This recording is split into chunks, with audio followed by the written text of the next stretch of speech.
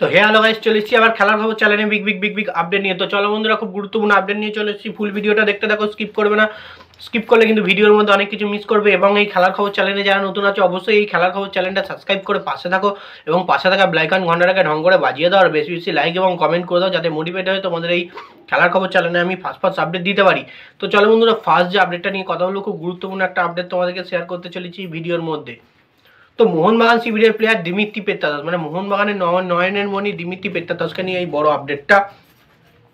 তো ব্যাপারটা হচ্ছে, দিমিত্রি পেত্রাদাস নাকি বিদায় নেমে মোহনবাগান শিবির থেকে। এই জিনিসটা কিন্তু প্রচুর পরিমাণে কন্টেন্ট ক্রিয়েটাররা ছাড়ছে এবং জিনিসটা অনেক পরিমাণে ছড়িয়ে গেছে।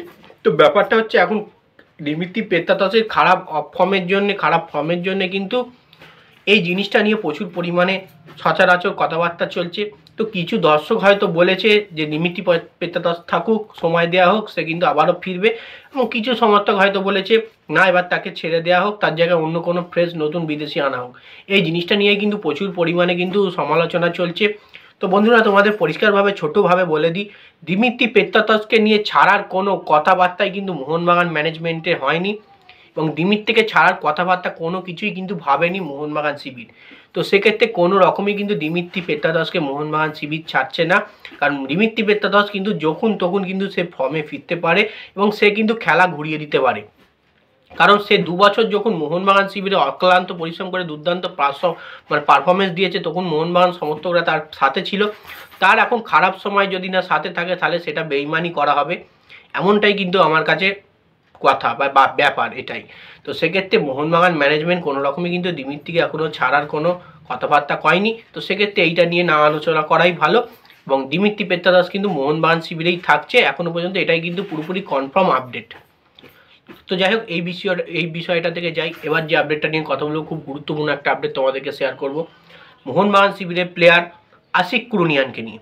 তো আশিক কুরুনিয়ানকে নিয়ে যে আপডেটটা আছে, সেটা হচ্ছে আশিক কুরুনিয়ানের কিন্তু গেম টাইমটা পাওয়া আরও দরকার।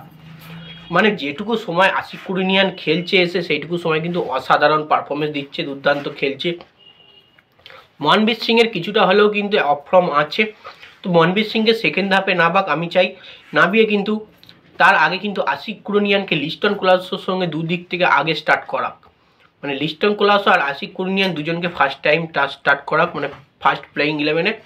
আশিক কুরুনিয়ান যেটুকু সময় খেলছে কিন্তু বেটার খেলছে, অসাধারণ পাস বাড়াচ্ছে এবং সেই পাসে কিন্তু গোলও হচ্ছে আর নিজেও গোল করার চান্সও ক্রিয়েট করছে।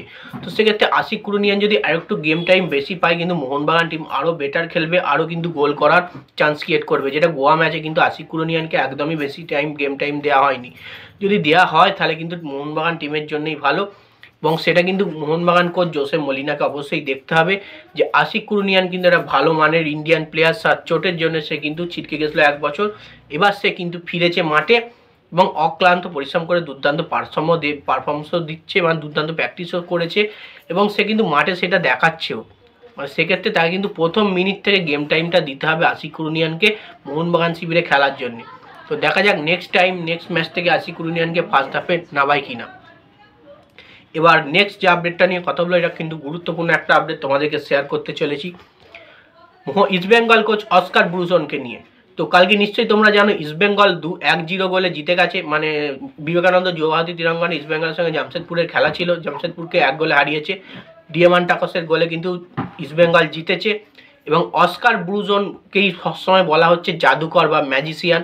কি ম্যাজিক করলো ইস্টবেঙ্গল টিমের ওপর, 6-7টা ম্যাচ টানা হারার পর আবার 3-4টে ম্যাচ জিতে গেল।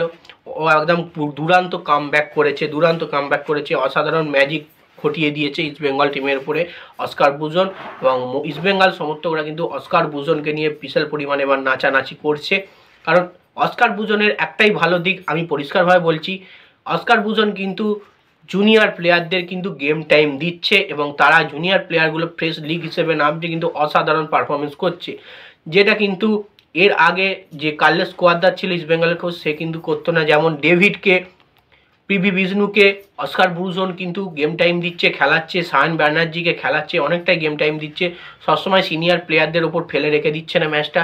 সেই কারণে কিন্তু ইস্টবেঙ্গল টিম কামব্যাক করতে পেরেছে এবং গোল করছে এবং যে খারাপ খেলছে তাকে কন্টিনিউ খেলাচ্ছে না, তাকে তুলে নেওয়া হচ্ছে, এমনটাই কিন্তু করছে অস্কার ব্রুজন। সেক্ষেত্রে ইস্টবেঙ্গল টিম ভালো খেলছে।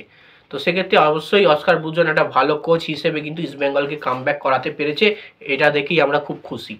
তো যাই হোক, এই আপডেট ছিল। ভিডিওটা যদি ভালো লেগে থাকে লাইক কমেন্ট শেয়ার সাবস্ক্রাইব করে পাশে থাকো। চলো বন্ধুরা, বাই। নেক্সট ভিডিও আবার দেখা হচ্ছে।